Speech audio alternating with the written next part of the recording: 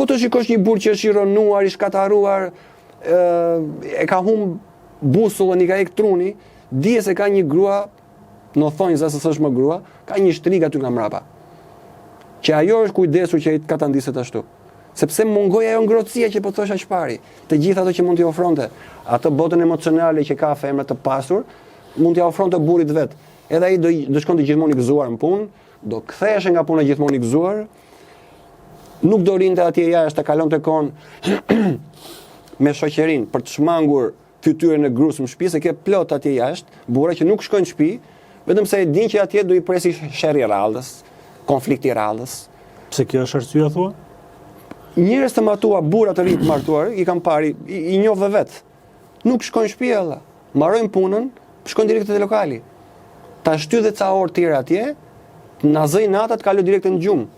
Sepse po i shkova gruas tani në shtëpi kështu siç jam, me ato tru që ka ajo, ashtu siç është programuar sot nga sistemi, do gjej diçka do zihet me mua. Tani roli i femrës është ajo që të lindë olla, që ti të bëhet, domethënë roli i femrës është të bëhet nën.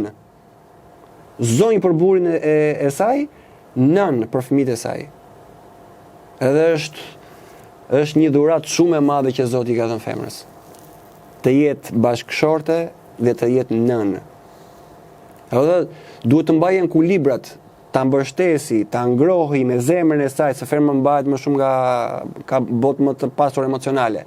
Të mbështesi burrin me të gjitha ato vlerat e saj që ka, edhe me dashurinë që ka për fëmijët, ti nxirri të harit nëse pasesën në shoqëri. Të jenë njerëz të respektuar, të duan ta ndihmojnë të afërmin, të jenë njerëz të dobishëm për shoqërinë. Këto gjëra, këto ushqim, të frymë ka lënë mamaja, nëna. Këto thonë jo se nuk do rinë shtëpi e burgosur atje, po nuk është burg, më është mbretëria e saj. Ajo mund të dalë, të shoqërohet me shoqet e vet, me motrën, vllajën të dalin për drek. Të jetojë lirë. Pra, po nuk është liri kjo, nuk është liri kjo. E ka lirin, po këto tani është skllavërim, po do kuptohet me vonesë nga femra. Po, fit skllavërim është, se po e përdorin.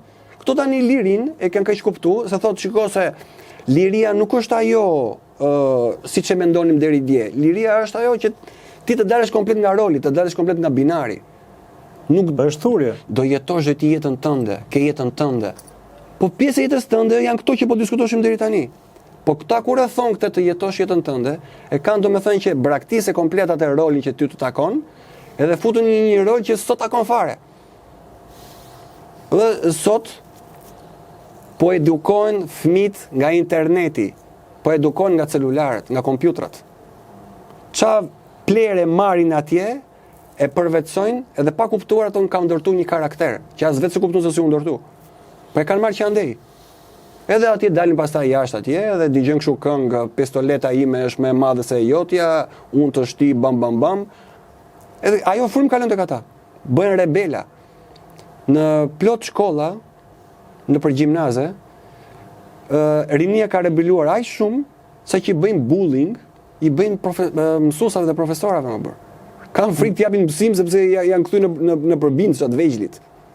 Është brezi më shkatarin fare, domethënë pa arritën të rriten këta, s'ka për të mbetur asgjë as i vlerë mbi këtë botë. Pse? Sepse hoqet dorë femra nga roli i saj. Edhe eri sistemi që e ktheu në granazh, e duke vendosur aty ku si takon që s'ka lidhje fare. Që asnjë të mirë nuk do sjellë aty ku e ka vendosur. E hoqi nga vendi i mbretreshës, edhe e bëri skllave të botës. Edhe e ke tani të shpërndara kudo që nuk ofron asgjë realisht. Se mund ta kishe bërë burri atë, është roli i tij. Ti eduko fëmijët, eduko, siguro të ardhmen, mbarovajtjen e të ardhmes. Femra e ka në dorë. Nuk e ka burri, e ka femra. Burri është ai që ndërton, është ai që shpik, që bën gjëra të mëdha. Kurse femra është ajo që ndërton njerëzit.